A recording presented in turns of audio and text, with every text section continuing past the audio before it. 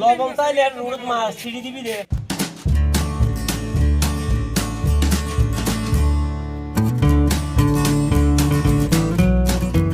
মাতামুহুরী নদী ফিতুত অঞ্চলে অবস্থিত লামা।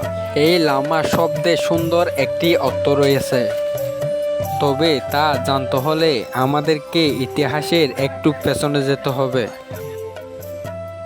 আদিবাসীকে কিংবদন্তি অনুসারে জানা যায়, বর্তমান লামা নামক এলাকায় আসলামা নামক এক মারমা বসবাস করত।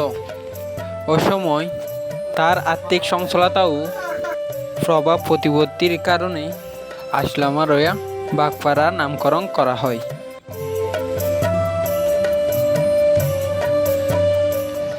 পরবর্তীকালে লামা খান, লামা বাজার, মৌজা ইত্যাদি তার নামে নামকরণ করা হয়।